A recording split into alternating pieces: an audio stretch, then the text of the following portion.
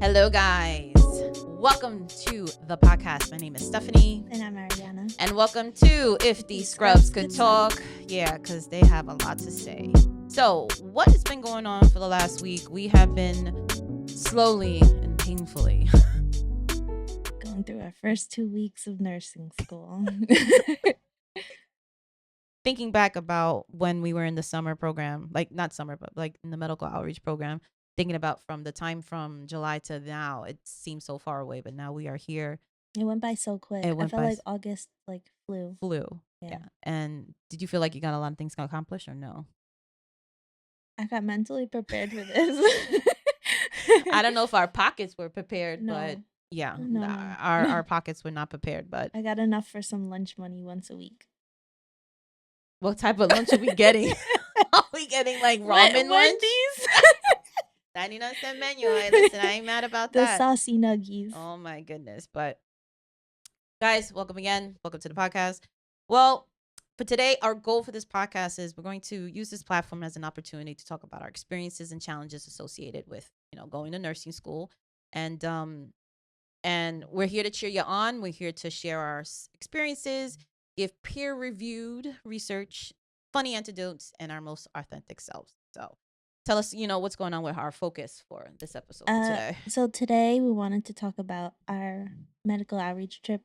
We traveled to Greece in July, and that was very solidifying for both of us. I felt like we were where we're supposed to be and doing something. I didn't ever think about doing medical outreach before being presented with this opportunity, and then once we did it, it was like, okay, I can't see myself not doing this. Yeah. And then the fact of the matter is that we got invited to go back again. Yeah. That's exciting too. Yeah. So we're looking forward to that. But now we got a lot of contingency plans have to come into play now. Yeah. But now we know for financially that we have to prepare a little. Yeah, good for that. But yeah. So we're going to be going through our itinerary, the events leading up to it, and regarding fundraising, and also giving you an idea of what it's like for a college student to be going internationally for a medical outreach trip, and also what we did on the trip and why it's such a good idea for any healthcare student to be doing a medical outreach program. And definitely that the importance is, and definitely the experiences we're getting from that. But our overall experience, how you want to take it from there? Because I feel like the overall experience was a little it's definitely different because for sure. I think you and I are like opposites. I'm introverted, you're extroverted. Yeah. So to be in a social situation where I'm with 16 strangers what did I for say 10 days. What did I say on the trip? It was a social experiment. That's literally what That's what it was. That's what it was. And I think I like had like a good poker face, but I was straight panicking the whole time. Oh my god. But what was the cause of the panic though? It was just it was having to analyze other people's personalities, habits, especially like you sharing a hotel room with 2 other people that you don't know. And like trying to like make sure that you keep to your own like way of doing things and tiptoeing around other people. You want to make sure you don't, if you're neat and somebody's dirty or like messy, it's like, yeah. But like thinking about that, like how was the application process? I know that when we first came in the semester, like you was the first one to like raise your hand and be like, Professor. No, yeah. So I knew about it for a while. I knew about it since the beginning of the fall semester, and she presented it to us in the winter or the spring semester. So I knew about it because I had gone to a meeting for a Costa Rica medical outreach. Oh. Yeah. See, I didn't know that. Okay. Yeah. So and they said it was gonna be $4,000. And I was like, no, that's okay. And I said, do you have any other ones that are like not that much money? And they're like, yeah, there's one in Greece. So then yeah, but they lied about that too.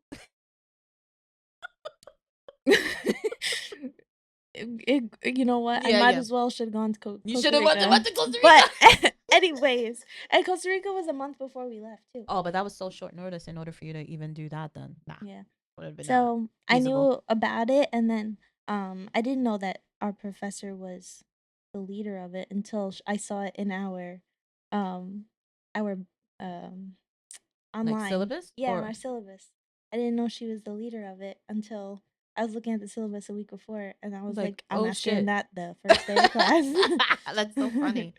But I Yeah. feel like with an application process like that, I think like trying to do the applications, try to fill everything out. Like it wasn't really announced, but then you saw the flyer, in certain places and stuff like that. And I was surprised like a lot more people applied than Yeah. they did. I didn't expect so many to. Yeah. I didn't Um, expect any of that either. and I thought it was more exclusive. I But thought it was supposed to be more health science.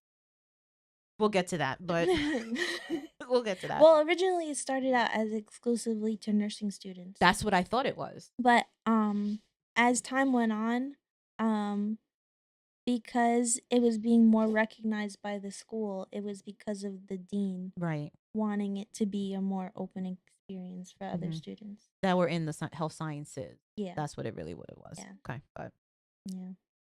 But um I think it's also cool that uh when we became closer in our fall semester and I mm, told you I wanted to go on it, you were mm. like, "Okay, I was I'm like, going." all right, let's go.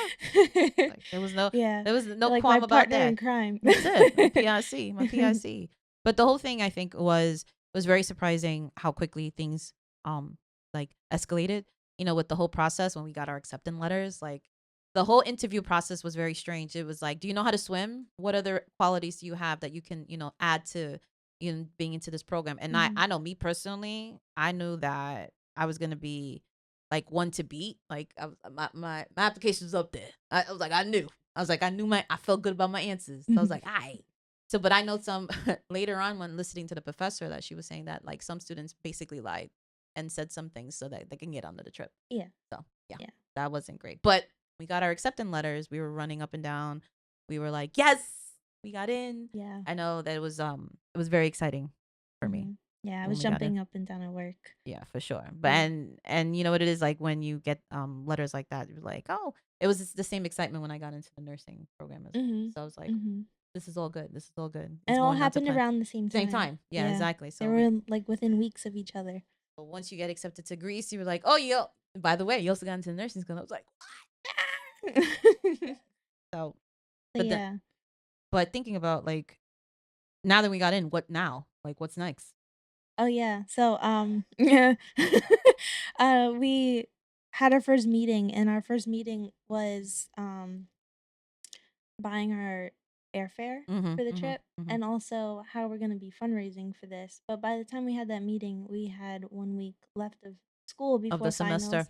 So, for any college students listening, I'm sure you understand that fundraising is like best to do during the semester, but we couldn't do Do that. that. We couldn't do it. We couldn't do it. So after we were presented with a $1,200 plane ticket, we were like, What? I don't know what to do now. So she gave us the option to do, oh, double good. That's what it's Double called. good, something with the popcorn fundraising, Yeah, yeah. and popcorn is mad expensive. Yo, it was like It's like, $13 for some gourmet popcorn. yeah, I'm like, like nobody's gonna buy nobody that. buying that. So, that fundraiser took place like shortly after our first meeting. Um, and initially the group was going to raise money for it to be all thrown into one pot, but events unraveled and that Quickly. that was not the case after that. And um we ended up having a garage sale, which was pretty good. We rose about three 3,000? 3,000, About 3,000? but splitting it, whatever we get, we're grateful for. But to split that among 16 students, that's like Yeah. um Yeah. not a lot. Not a lot. Um, and what else Not did to we do? help pay for the tickets anyway. No, no, I paid for the tax. Yeah. That's Um, um, and what else? We did similar to Chipotle, we did like a burrito bar place that's near where we live. yeah. So that that was a debacle in itself. Like, because there's multiple owners for the same restaurant, so there was like a miscommunication, and at one point I got yelled at because I wasn't supposed to be handing out flyers, and I'm like, I'm over here. It's 8 o'clock in the morning. I ain't trying to get yelled at. I said, all right, whatever you want me to do, I'll do whatever, and then I get my meal and I'm out. That was like the highlight of my day on a Saturday, getting yelled Yeah, at, I doing didn't participate in something. that. Yeah, I was like doing something that I thought it would be, fun, but Yeah. I guess not. And I also thought it would have been more money. Girl, I really, because it was an all-day event, it and was if an all in day event. comparison to Chipotle, like, it should've, in my personal opinion, it should have been done with Chipotle. Oh, it should have. Because It should yeah, have. because any sale, anybody that walks in, you don't We have would to have got, mention. yeah, you would have had some percentage Yeah, or some sort of, you know, would've been yeah, would've something from probably that. been double or triple, but Yeah. anyways, But miscommunication is the theme. yeah, Yeah. and then during the fundraisers in between, we would meet and have, like a group meeting to let us know what to expect for the trip. We were, told that, the Greek citizens that we were gonna be helping on the street outreach days, not to be scared that they're not like New York homeless people, I and don't know that what that meant. like, um, like, they're not aggressive, basically, so and that we shouldn't be afraid, just Mm, be cautious. So, okay. that's all we were given. It was kind of the same situation, but they didn't tell us that it would be a super high drug situation Yes, yes. We were not when we told that. went. Yeah. It But was, yeah. we were told that it was going to be like that, and then with the refugees, how to handle, communication with them and to treat them a certain way, not make them feel displaced. Um and then our We had to use second certain language, yeah. stuff like that. Yeah, yeah, yeah. And then our second meeting was a very quick overview on how to give first aid, which Steph has strong feelings for. I do have strong feelings. I always have strong feelings. That's my problem. And it shows on my face. I guess my thought about it is that anytime I feel like if we're doing a medical outreach program, or anything in healthcare and anything like that, we need proper training. Just like anything else, they need to train you Mm, on certain things in order for you to perform these things, or however, in the best way that we can. So in a short amount of time to learn a little amount of skills, it got me a little annoyed because I'm at an advantage because I you and I we work in the field. So we're very familiar. We're okay to handle that. But a lot of the students that were accepted into the program were not really very familiar with these things. And I'm like, how mhm. do you expect somebody, first of all, you're traveling internationally. Number two, you've never been out in the field dealing with certain type of population. Yeah. Number three, we have to be aware of our dangers and stuff like that. And on top of that, you have to give treatment. So if Mhm. you're not confident in your treatment and you're not confident in the way you're approaching people, and like I said, a social experiment, there's a lot of things that can go wrong. Yeah. So I was very annoyed at the fact that we didn't get the more training that we should have had. So I hope that Yeah. if we can try to implement more training on the next set of group of students that are accepted that go, that we will come in and help with the training because we need that. We need that. Yeah. And also, like, to give it an idea, there was four four nursing students, Two two PAs, pre two PAs, pre-PAs. and 10 pre PT students. Right. Um, and a majority of the students expressed very quickly into the trip that they're not about blood and Mm-hmm. cuts and Cuts and bruises and all wounds that. and all that stuff. And it was like, So okay, that's great. yeah, that's helpful. That's helpful. But um, what else? Well, I mean, Oh, we we had. did have to bring a bunch of donations in our Oh my carry-on. god, Yeah. that was a whole debacle in itself. Like the shit that I brought, like I had to buy for extra baggage. Then I was overweight, so that was. And the thing is, we were being told certain things like last minute, like, oh, we had to bring Benadryl, we had to, I don't know, we have to bring clothes, we have to like. So it was a lot of that. Again, the theme here is the Yeah. miscommunication. So a lot of it is like when we're trying to organize something to this extent, like we gotta be on point. Like I gotta like really be on top of your game. But they've been doing it for a while. I guess it's been working. But I guess for us type A personalities,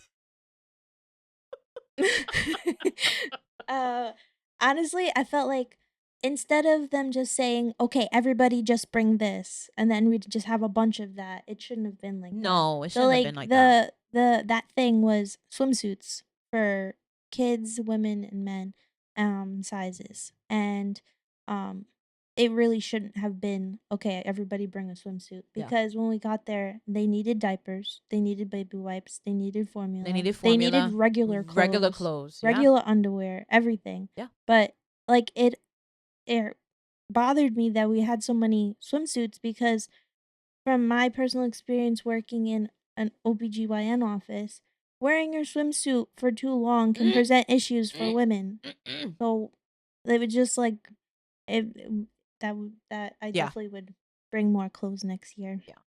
But again, it's the way that we approach the situation, seeing like what is needed, what do we need the most. And I think that we have the people that are organizing it. They have a lot of pressure on themselves as well, just to kind of make sure that everybody's okay. If people have anxieties, we have to pair them with people to make sure that are they able to handle this trip like this. So it's just a lot Mhm. of things, a lot of factors that took into place on this trip. But let's start. Let's go into the program. Let's talk about it. Don't think we're complaining. We're not complaining. We're just stating the facts. But we're very grateful that we were able to go onto this trip, and we Mhm. saw a lot of amazing things, and we learned a lot of amazing things. So we're going to talk about the trip. We're going to talk about the program. We're going to talk about how we can help and all the other foundations with this medical outreach program. So let's talk about day one. Let's talk about day one. So, day one was mainly travel. We got to the airport around 4 p.m. Got on the plane within 2 hours. They gave us dinner and lights out. And I never had such a good meal on an airplane before. Oh my god, Uh, it was crazy because I it was didn't pretty realize it was gonna good. be so long. Like I knew the trip was gonna be long, but I was like, thank God, like we slept. Oh yeah, and we paid extra for our We seats did to because we be like where the bathroom is and where get leg room. we got like 3 feet of leg room. It was Like awesome. just stretch our legs Yeah, out like that. yeah. So and I feel like the time passed really quick. Oh We yeah, got yeah. there pretty quickly. We got to come off the plane Was that down the the first time? stairs. Was that the first time you've done that? Like getting off the plane? No, I think I've done it once before. Mm-hmm. But it was so long ago. Yeah, that was Yeah. fun seeing that. But as soon as those doors open, oh my god, the heat will It smack was you. slap you in the face. Oh my god, Yeah. that heat was It was okay. thick. Oh, it was hot. Yeah. We ended up taking a bus because we were out and we landed in the strip. We had to go take a bus to the terminal. Mhm. So from there, I already knew when the debacle was gonna start. So somebody already left their passport behind, and we're like, where? Extra hour and a half in Just the airport. right, just for that process. Yeah. And then we didn't get our transportation because it broke down on our way to come and get us, and and then we had to wait, and nobody ate. No, It's hot. yeah, We were no one ate. thirsty. And on top of that, where they sat us was right where they don't have AC in the airport, and that's where we Ugh, waited for two ugh. hours. So it was really good. So Yeah. And then the bus ride to the yeah, airport. I mean, from the airport to the hotel, it was hot. I yeah. almost passed out on this um, trip. I think I passed out nearly 4 times on this damn trip. No, no, I fell asleep, thankfully. Oh my I god. just but I think I got, like, a bruise on my forehead because I was, like, dunk, dunk, dunk on the window. But Yeah, but when we got there, also, we got at the hotel at, mhm. like, 3 hours before the rooms were supposed to be ready. Um, So so you can guess they weren't ready. so they were not ready. We're not ready. And a majority of the whole, group, they decided they wanted to go out and eat somewhere, but Mhm. I wanted to stay so I can get a good spot in the hotel room. That's it. So, I got the best, area when, first walk in, it's, like, where all the spaces, all the cabinets are, the nightstand, the outlets, I got Let everything. me tell you, I rearranged that fucking room because I had my suitcase. I had so many bags. I was like, I'm gonna have to rearrange everything. But I ended up getting the pull out fucking Oh, the cot. the cot, Yeah. and I ended up sleeping the last 4 days on the floor. Don't laugh. Don't laugh at me. Oh my god, the shit broke underneath me, and it was like, "Oh my god, Stephanie, what happened?" I'm like, "Clap!" I broke the fucking bed. I was like, "You gotta be kidding me!" I had service come in and take a look at it, and they're looking at me, they're looking at the bed, they're looking at me, and they're looking at the bed like, what the fuck happened? I was like, yeah, your big ass broke the bed. No, this fucking bed is old, okay?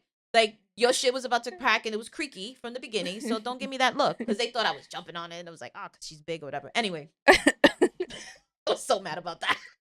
But besides that, whatever. No, but you had good roommates. I did. I had Yeah. amazing roommates, and I'm so glad, I'm so grateful that I was able to have. I mean, I had good roommates too. Yeah, yeah, I did, but mine was like more like we kept to ourselves. yeah, yeah, yeah. But yeah. your room, because I was frequenting. Yeah, yeah, yeah. Everybody came to room 113. 113, yeah. 113. And it just reminded me, like, it was like, all right, room 113 is the place to be. So that's where it is. That's where we met. But just getting there was an experience. Everything was an experience. When we got there, the hotel was the people were very accommodating. But we were tired. We were like that jet lag. I don't think it was even the jet lag. I think it was like the rough transition of weather. Yeah, it was climate. really bad because I was like, Yeah. it was bad. And like the second day, we went to the art gallery. Right. That's associated with Love Without Borders, and a lot of people, including Seth, Excluding me. were suffering from like heat stroke. Yeah. It, but and like the guy the I can't speak. The gallery doesn't have any AC. either. They were saying before we got there the AC was broken. So when we got there, it was like super thick in there. It was hotter inside the gallery than it was outside. And she had one fan aerating and it this was whole static. place. It was static. Yeah. And so I asked her, I was like, well, is this place, like, how cold does this place usually get? She's like, this is it. This is it. I was like, what? I was like, there's no way. There's absolutely no way. But that the gallery, after everybody like kind of like sat down, like, got settled, acclimated or whatever, um, we ended up listening to a lot of stories from the refugees, and um one of them stuck out to me. It was a story about him traveling over uh through Turkey, and him and his brother couldn't stay. They couldn't stay. Yeah, they were granted I'm not sure what the proper terminology I don't know is. if they were not granted asylum or they weren't given some sort of proprietary, something to that extent. But his story was really about his journey about going through the mountains and being shot at. So it was like very powerful. It's very moving. I'm like, this is something that happens on a regular because basis. if Turkey is very like they if they didn't give you access to be there, they will most definitely deport you back to wherever you're No from. doubt. And they do have a certain situation with Syrian refugees versus other Middle Eastern yeah. refugees, where they'll be more accommodating towards Syrian asylum seekers. So they were accommodating towards his mother, His sister, mother and his sister, and I think it was another brother. another brother, right? But him and Younger his though, right? I think, yeah. him and his older brother weren't given the same situation, and they had to come to Greece. Yeah. So that that was the story. Yeah. But after that, we were able to kind of like have a traditional Syrian meal there, and food was great. I mean, it was a plethora of food everywhere. So afterwards, we were able to pack the food and give it to the other refugee families and whoever that was able to, gather at the gallery itself, because the gallery is like it's like a meeting point, a gathering point for everybody. So that was amazing to do that and listen to the stories. And we met another family. It was a mother. I think it was two more families, right? It was the two families, with one with the little one and then the mom with the pregnant one. Yeah, right? so the mother, she was 40 weeks pregnant when we arrived, and they presented a situation that we may have to watch her two daughters. Right. And we just got there. That was our second day. So like the sheer panic that ran through all of us, because we were like, we don't have all the details, like what's going on. What's going on? Because the situation is that if you are pregnant in Greece and it's time to give birth, they like C-sections. That's what they go to first, and the recovery is like 3 to 5 3 to days up 5 to a days. week, Yeah. and her situation was that she needed to, show that her daughters were her Were her daughters, daughters, yeah. and she didn't have any way of doing so. She didn't have any documentation. And the only other, to my understanding, the way the situation was, so she had somebody that she trusted her documents to, and that she was having difficult time getting in touch with them in Mhm, order to like send them over through email or fax or scan or whatever the case may be. So she was having a difficult time um getting access to that document. So imagine you're 40 weeks, right? And you're worrying about you giving birth, and then now you got to worry about who's going to take care of my girls, mhm. my kids when I'm at the hospital. So it's like that's just something that's very typical in that situation. I was like, is that it's not I was like, typical. "Is it?" And so then I was like, "Are they gonna what if she goes into To labor. labor by herself? Yeah. Is somebody gonna be able to go over there?" And like, "No." No. No. Like, "Oh, Yeah. well, So that was it's a a lot. It's a tough situation." very tough situation. I think a lot of the things that we faced was rolling with the punches. I think it's just a lot of like learning to just roll with it, because this was common theme, miscommunication, thinking along the way of what to do, because Yeah. there were so many surprise things that happened on this trip. Well, so after that was presented to us, I I I suggested she get more information, which she had not done We yet. have not done She yet. kind of was like got very, panicky and came to us to like try and solve the issue before getting all the details. So then they went and spoke with the mother and found out that she already had a doctor's appointment that morning, and it was not likely that she was in active labor, or she's going to be going Oh, she was into going, labor or anything like that right. for the week. So that she was fine. We don't have to worry about taking her daughters yet, to come stay with us. But then maybe what 3 days later, 3 days later. eh, she ended up She having a ended up giving the baby. baby. Yep, and there was one of our program advisors was able to um have the girl stay in her room, and we Yeah. had two volunteers from our group watch them for the day, and there was a group of French students that were also volunteering for the month while we were visiting visiting the gallery. Hmm. So they came and also watched the girls for another separate day, just so that it wasn't Only too much, our Yeah, too much only on our us. group and like an overload. Yeah. So I know there was a lot of bodies, but it was just that's a lot to deal mhm. with that in that sense. But like thinking about like how we were able to provide that help for the family, we were able to do a lot of things with them. We ended up going the next day to a trip to Sunio, which is Lago Nisi Beach. And there we were able to have families come and join us on a bus trip, and we were able to go visit the beautiful island. Well, it's not the island, well, Greece is a whole island. But anyway, we were able to go and go to Grand Beach, which is like another like a resort. So we spent the day there. The girls learned how to swim. We all had, we separated our time in terms of like watching them and things like that. So that was fun. But the water was salty. It was Yeah. so salty, like which and I liked it.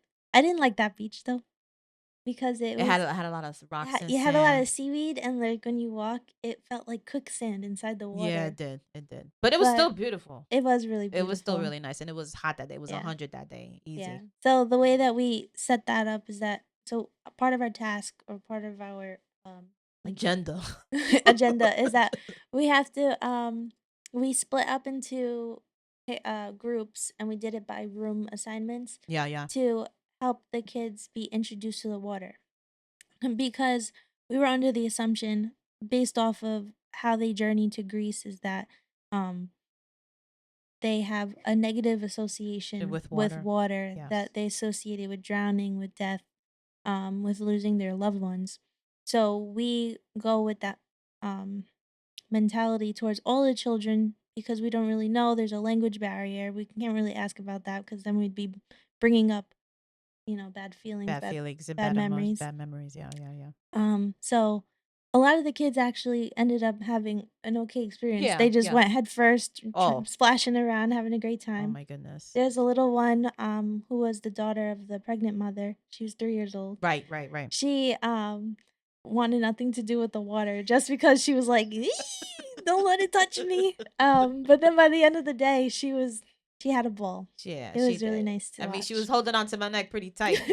She was not She letting me could have go. clammed on my head at one point. Oh man, she was wrapped around me. Yeah. But I think like when again if we're welcoming and we're giving them the okay, it was like, listen, everything's fine. Let's hang out. Let's you're gonna learn. And then they ended up really having a really good time. And I know that at one point that we we ended up doing like a boat um Oh, tubing. a tubing. Yeah, So we ended so up doing on that. our off shift, we rented a four-seater chair, Right, right.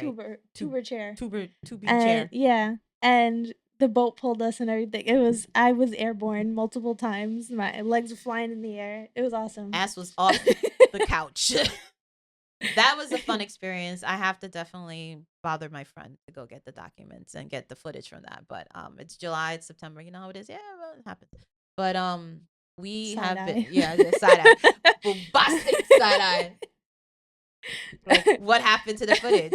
But no, but that was a really good experience. It was the first time I've ever done that. But I know like thinking back at that time, I felt so guilty having a good time, knowing like our purpose of being there. Mhm. So I was like being really emotional and I was just like, Jesus Christ, and I felt so bad. And I called my family. I was like, I'm having a good time, but I feel so bad. I'm having a good time and I feel so guilty. And I think you talked about it too. Like Yeah, you felt guilty yeah.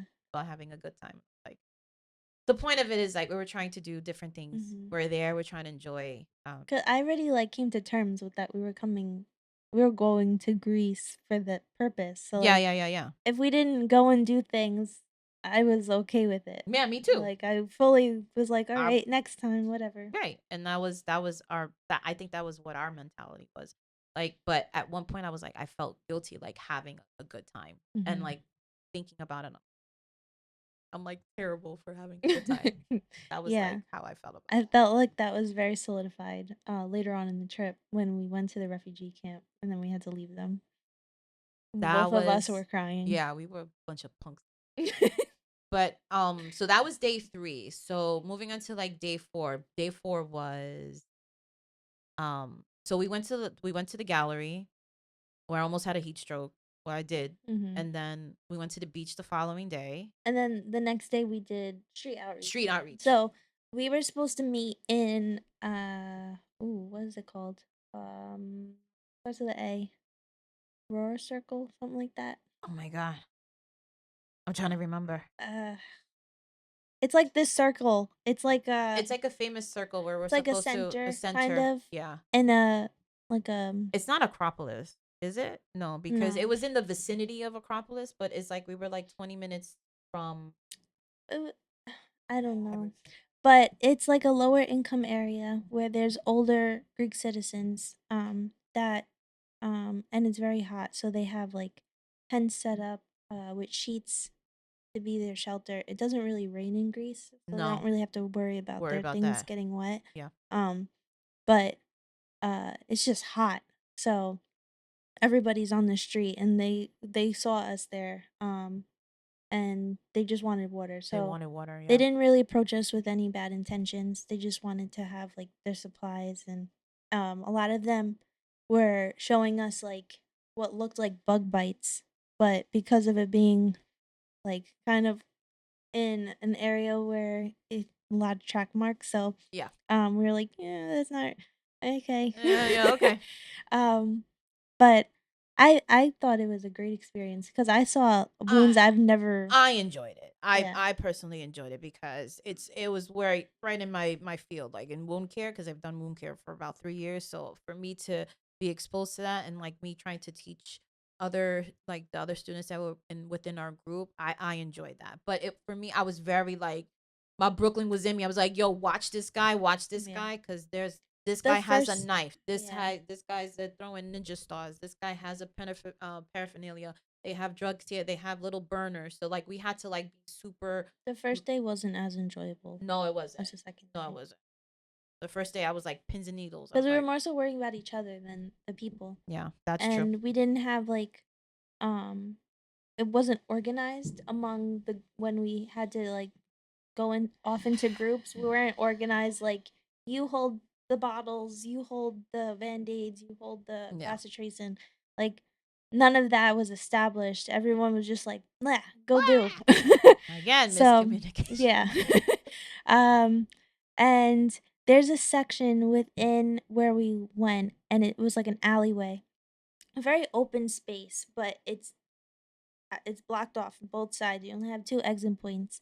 And we last year, one of the nurses said that it wasn't advised that we go down that alleyway this year. So you were in my group. No, I was not in So your my group. group decided to venture down that alleyway. Of course. Um, and there was somebody. I, I'm not familiar with drugs for good reason, so I don't know if I'm using the right words, but grinding up the crack in the pipe. And and they had like the what do you call The it? burners to The burn propane the tanks. propane tanks. Yeah, the little So propane tanks. Oh, they were doing that and we were just all bunched up in a group and some people had their head up their ass and they were up in just the not clouds, paying not attention. paying attention. Mm-mm. And so That was a that was safety going thing.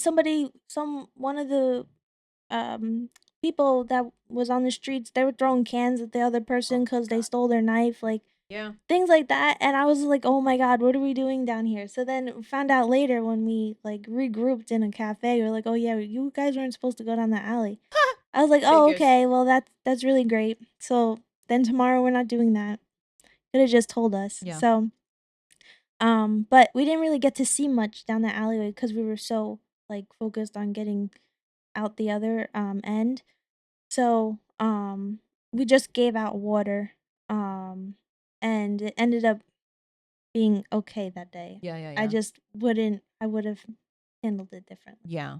But the next day is when we saw all the cool stuff. That's when we saw the real shit. Yeah. Like there was one woman, she's diabetic. You took care of her? Um there were certain ones that I seen. There was one that was a diabetic. There were a few that were amputees. There were some that had a lot of extensive like debridement, and a lot of the wounds were mostly caused by like by drug use. So you have all these different wounds that are open, flies coming around. So a lot of stitches, a lot of like wide. But it was fun. Don't get me wrong, it was fun. But like trying to remember like the extent of it.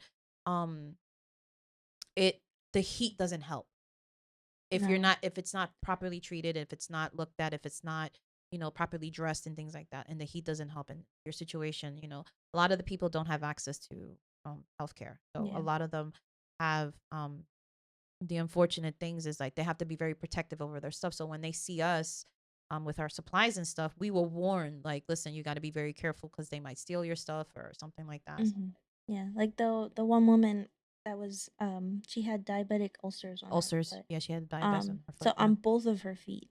So they were bilateral. No, yeah, it was bad. And were they necrotic? I don't I remember. didn't get to see it. I saw necrotic. I saw two patients that I were know necrotic. that they were trying to soak it in saline and they told her to stay put and where she was seated somebody came right next to her and ended up shooting up heroin. Oh my god! Um and But that's what it is. yeah, and That's what it so, is. like, we were hoping that, she was okay where she was sitting with her foot soaking, but when we came back, she wasn't there Yeah, anymore, she like, probably wasn't she there. moved or something.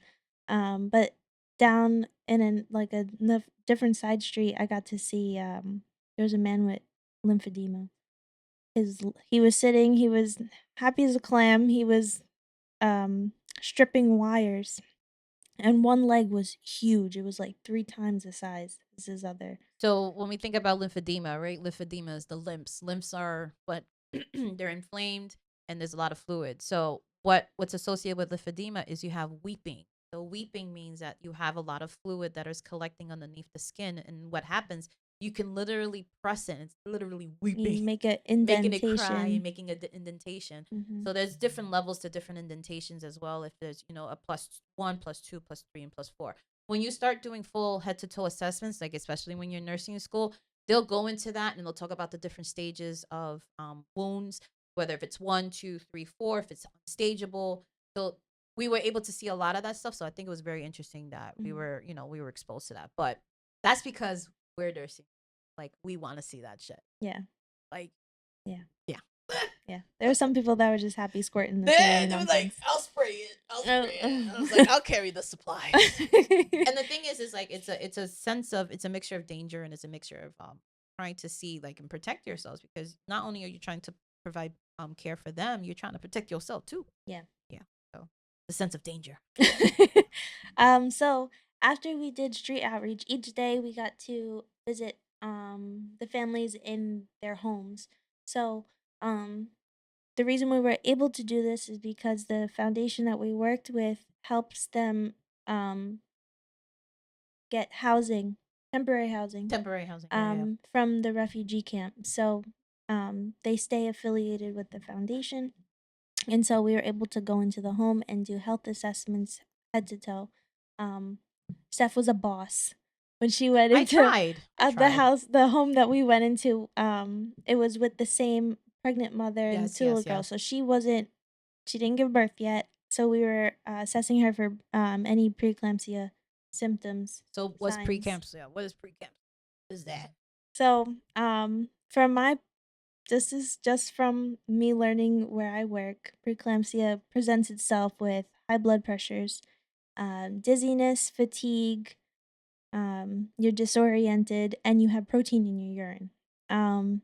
We obviously can't test her urine to see if there's any protein, and we can't do any ultrasounds to see what her percentile of fluid is. Fluid I is in assume. ratio. Yeah. So we were asking her if she had any headaches, if she was feeling dizzy, if she felt abnormally tired, because in pregnancy it's normal to feel like you're out of breath. If you have pelvic pain, it's normal because gravity's pushing down on Gravity's everything. doing its thing, and you 40 weeks too, girl. Yeah. Hey. Hello. Hello. Hello. So we had to assess her for that. We had a nurse come with us, and then Steph led the pediatric head to toe assessments because of her personal experience. So I actually gained a lot of knowledge just from watching you. I learned like more than I appreciate yeah. it. I appreciate it. Thank you. I Yeah. was very I was So the thing that I like to think about, like, I've been in peds for about 4 or 5 years, and I was in wound care first, and then I went into peds. So I learned a lot from the office I was in. Currently not working, got laid off. You know what it is. Whatever. Moving on. But being able to provide the head to toe and kind of teach everyone to, like, just to take a notes and try to literally go from head to toe. And try to do it in a time frame where you're not sitting there for hours too, because what happens is you have to do it quick and you have to do it fast, because these little kids ain't gonna stay still. So you got to try to rush through as much as you can, but still be thorough in the point to that. So maybe we can take a moment, in post production and whatever, we can do a pediatric head to toe, because it'll give us practice when we do a pediatric and when we do an adult one. So I mean, they pretty much have the same body types, I guess, from head to toe. Well, hopefully. well, you have to go about it. You have to go about it Obviously differently, because right. you have a squiggly, squirmy Yeah. kid. But also I never learned how to do a thigh blood pressure either. And you taught me that too. Yep. So that was really cool. We learn. Yep. We learn. And then what else did we do that day? I don't think we did much else after that. We did a little bit of food shopping with them, because that was another opportunity for us to kind of go walking through the neighborhood, get familiar. Oh, we got them water. Got them Because water. the water sources in Greece are very dirty. So dirty. And the mother, she was drinking out of the faucet. She had no water left. Yeah. So we had to go do that. And that was a concern, because you would never thinking in the top of my head, I'm like worrying about water, and I'm like, shit. Those are one of the things we take for granted. I have issues with water. But I remember at one point, like when we were on our way to leaving, I got emotional because, like, one of the little girls, she jumped in my arms. She was like, "Huh." Yeah. So, like, seeing that, doing the head to toe assessment, seeing them, going to the beach with them and stuff like that, you get attached. So I think that was like my problem. I have a serious problem. I know. And then eighth day, Eighth day, we yeah. went to a separate beach, but you have to get there by speedboat. By speedboat. A speed ferry boat. Yep. And it was 2.5 hour ride. Um, and you don't even feel it. I just recently began getting seasick and motion sickness and Really? stuff. When I'm in the car, if I'm on like a little boat or even like on a cruise ship, I Mm-hmm. get very nauseous.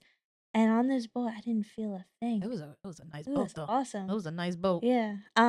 And We were going to the island of Hydra. Hydra. Hydra. Hydra. Beautiful. And oh my god, yeah. It's like it's kind of like Santorini.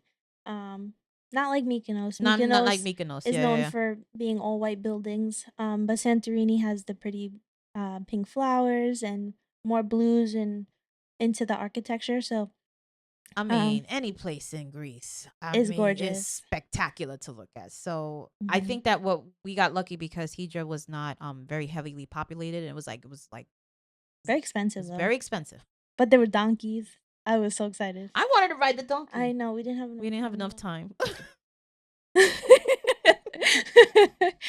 Oh my god. No, but once we got to the island of Hydra, we had to get another boat and get to the beach. To the beach, yeah. And we brought families that day also. Um, Different families. Well, we brought the same two little girls with us. Because at that point the mom was in the She was at hospital. the hospital already. Yeah. But we took another family with us, and the parents too. They went in the water, and it was really nice to see them enjoying the beach too. And that water is, Oh oh my gosh. God, that I water was didn't have to move a gorgeous. muscle. Oh my God, that water was so gorgeous. And Yep. again, this is me feeling guilty again. Yep. I was like, oh my God, this is so pretty. Mhm. It's so beautiful. Mhm. But um, but I think like in the overall trip, like what did you think was like a more moving, powerful point? Because I know that when we got to the refugee camps, that was where shit went. Like, Yeah.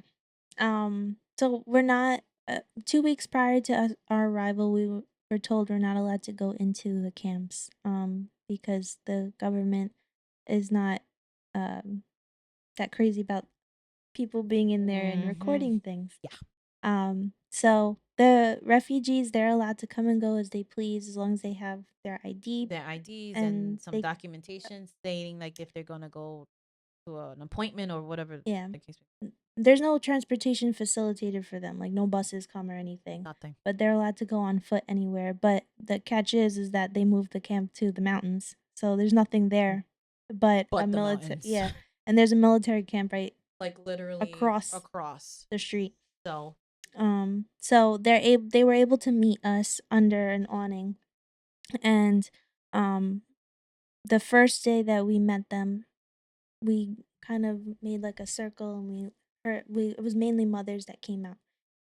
We had a few men that served as translators because the majority of the people spoke Arabic. Arabic, yeah, So they explained the situation inside the camp, which really hurt me. was not Um, and they said that there's a truck that comes daily at around 10 to 12 p.m. Oh, no, yeah, 10 a.m. to 12 p.m. And they bring milk, fruits, chicken, bread bread, and and then rice. and rice. But the meals that they bring, or whatever prepared food that they bring, is already spoiled by the time it gets there. So there's like a lack of refrigeration and Mhm. stuff like that. So it's like you're not really getting the greatest quality of food. No. And a lot of them, like, they get initial health assessments before they enter the camp. So they get their prescriptions, but they run out of a lot of medications. So when we arrived, a lot of them were asking for um prescriptions, but we couldn't obtain them We couldn't, because yeah, we weren't unable to get yeah. that. We're not doctors. Mhm. That's hard. Yeah. And other kids, they were suffering from asthma. A lot of them A had like, lot of them were suffering from it. yeah, severe asthma. And um we had to get nebulizers, but the nebulizers can only do so much without the steroid. with the steroid, So, which was a good opportunity for us, like for the people that were there, to do a health assessment, to hear different parts of the lungs, to hear wheezing, to hear crackles, bronchi, things of that matter. So a lot of the assessment was a lot of wheezing. So it was bilateral wheezing, a lot of like upper lower down levels of the lobes that were like, it was like mhm, hard time breathing. So in the heat doesn't help, and then not having the medication in order to kind of help you breathe, it's difficult for them. And then you don't see them, being able to be as active as everybody else because mm-mm, you no. know And then it's on top of that, in the camp, there's no toys at all. no So like you see these kids, they sit, they don't move, they don't know how to play. You give them some of them had like knew how to play soccer a little some of them bit, know how to play a little bit, yeah, but soccer, like yeah, it was kind of like what is that? yeah, Like what I don't like you gave them a bat and a ball and they kind of like didn't know what's what this, to do with it. yeah. So, the next day we brought them little toys we to take back brought with them, we like a brought like frisbee and water stuff. guns, we brought like to do beading, to do bracelets, we brought a whole bunch of things, um along with purchasing other items like diapers and diaper cream and trying to get the prescriptions and stuff like that. So that situation in itself was very difficult, only because we're trying to help them in a way that we really can't. No, We wish we could have helped, but yeah. Like, it's not just diapers for children, it was also one of the mothers, her teenage son needed you diapers. needed diapers too, yeah. And there's a lot of kids with deficits, A lot of kids with and deficit iron deficiencies, a lot of that, a lot of abnormalities that you'll see, like that afflict a lot of the population that's there. So mhm, that was like yeah. There was, super sad. one, little Just girl. thinking about it, I'm like, Yeah. It took me a long time after we got back to be able to talk about it because it felt like I couldn't wrap my head around yeah, what we witnessed. yeah. Um, but there was a little girl, she still stays in I can see her perfectly in my mind, hmm and she was so She was in the sweet. stroller, right? She was Yeah, in the yeah. She was stroller, super sweet. Yeah. but She had she had a she had a trachea she had a trach.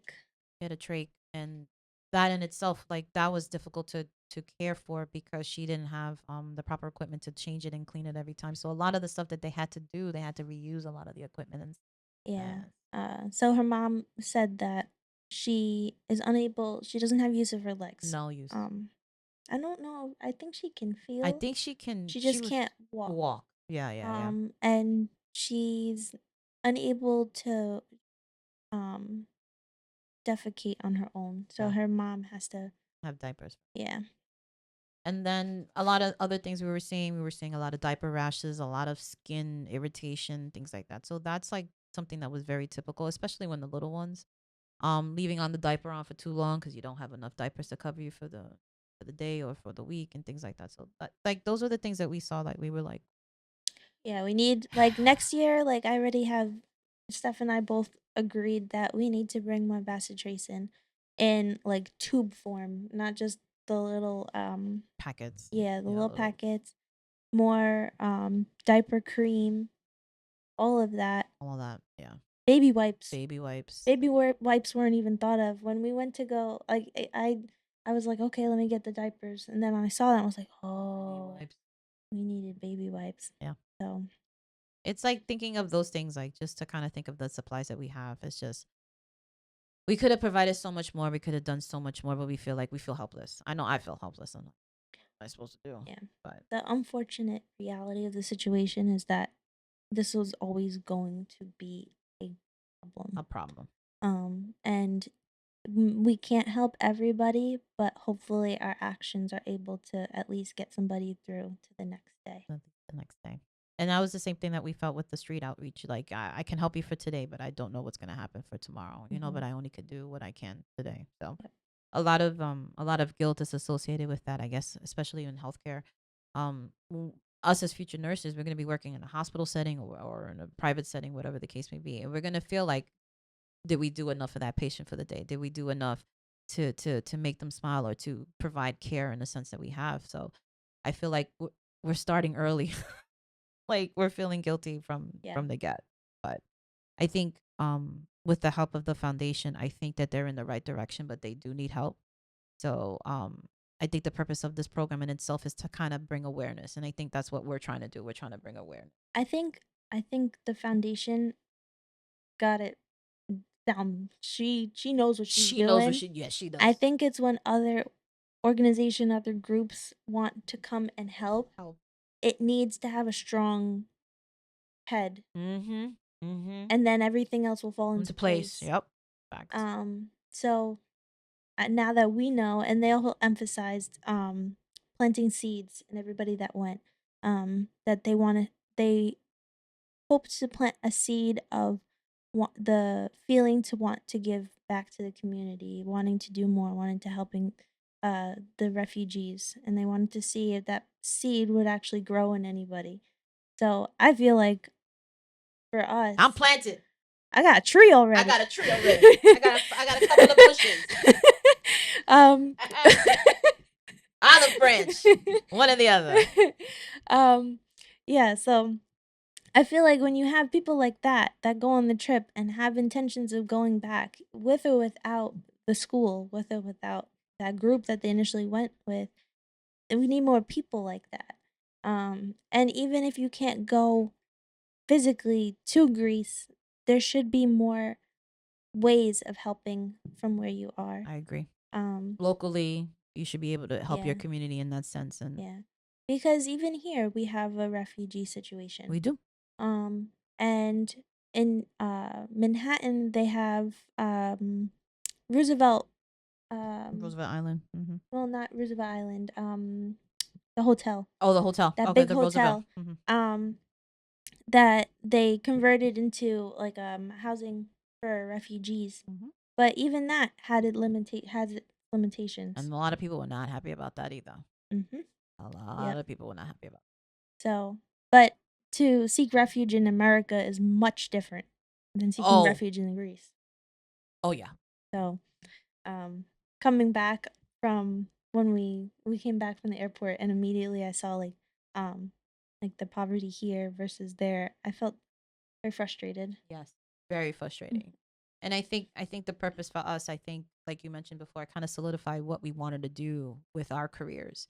And I think that I'm very grateful that we were able to go onto this trip. We were able to experience that. And I feel like Ariana mentioned before, if you are in healthcare and if you have an opportunity to do an outreach program, do it. Mm-hmm. Do it. Yeah, it looks number one, it looks good on your resume, but number two, it makes you a more whole person. It fills things that you didn't know, like the gaps that you didn't know needed to be filled. Yeah. And it makes you more well-rounded as a healthcare professional.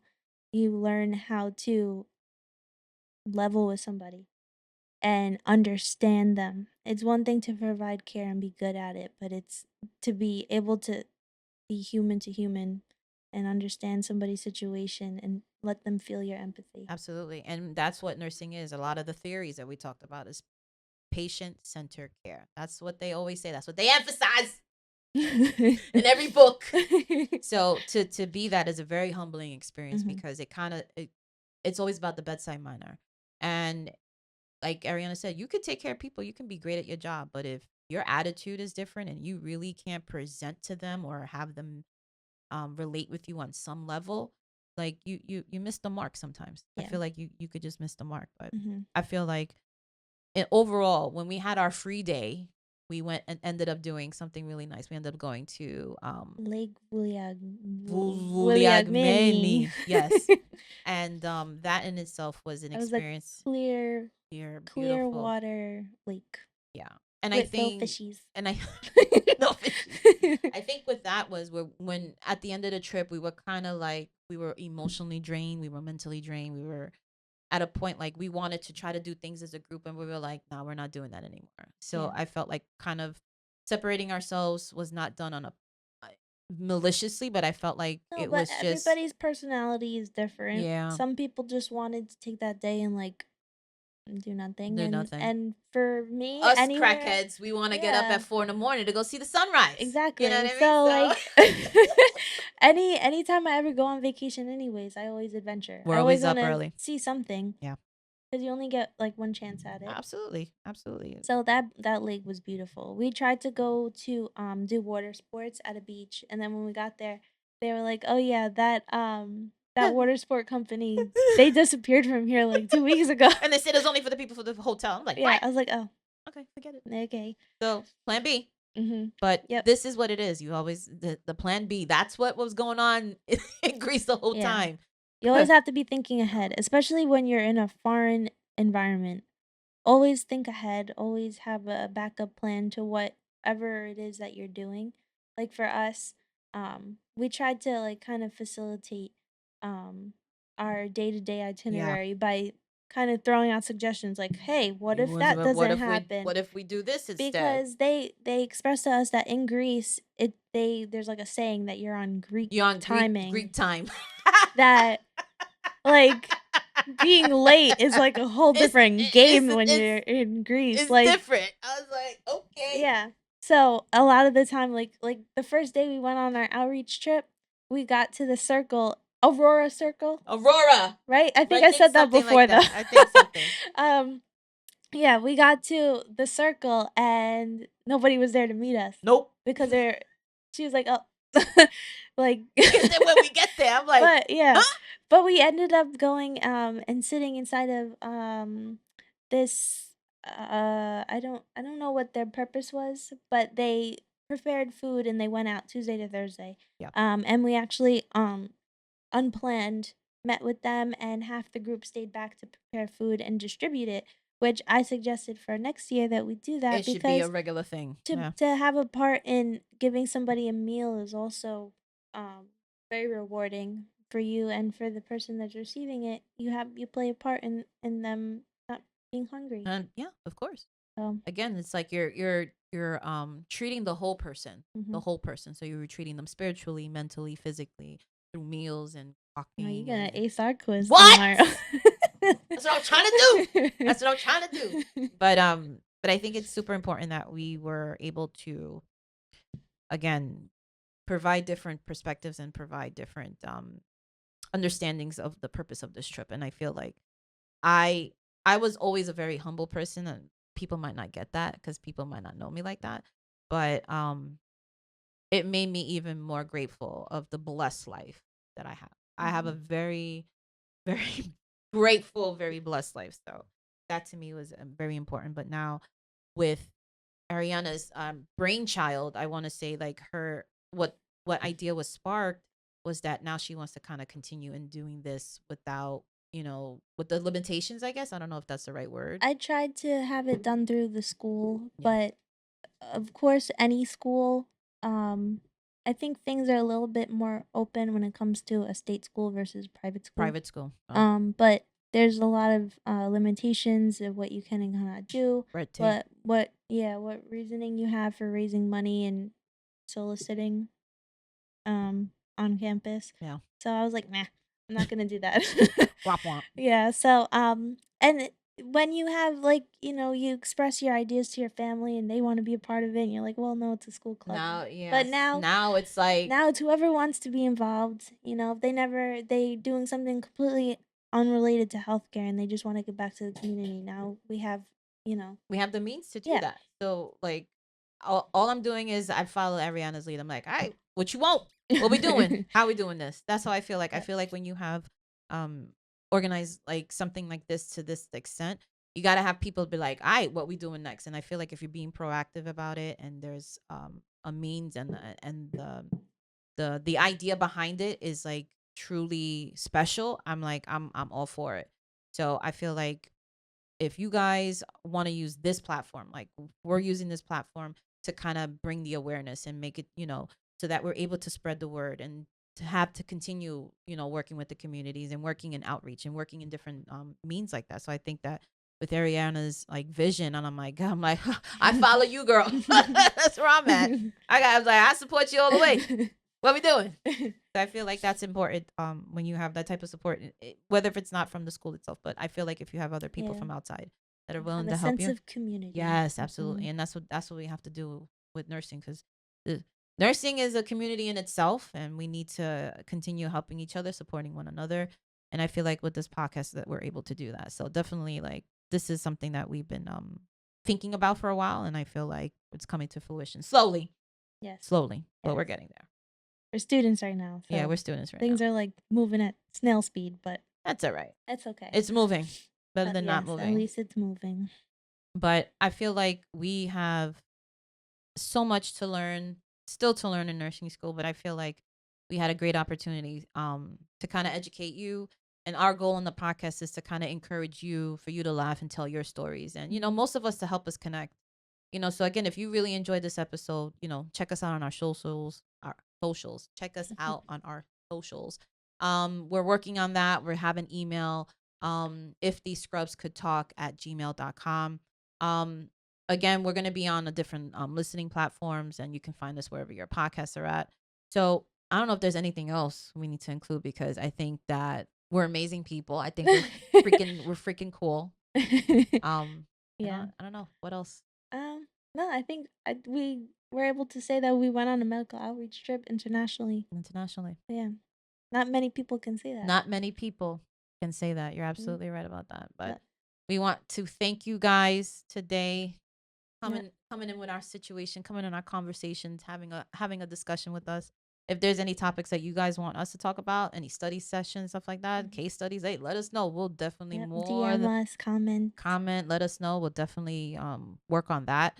And be sure to check out any links or any stories or articles associated with our episode for today, just to kind of make sure that, like, if we want to help in any sense in terms of the foundations, Love Without Borders, if you want to get in touch with the founder and things like that, get in touch with us. We can show you, point you into the right direction. So I am your host, Stephanie. And I'm your host, Ariana. And you already know what happens here on the podcast. Can you even imagine the stories and the adventures each scrubs can tell? Because these scrubs have got a lot to say. they talking, they yapping. All right. You guys have an amazing day, and we'll see you on the next one. Yep. See you next time. Take care. Bye. Bye.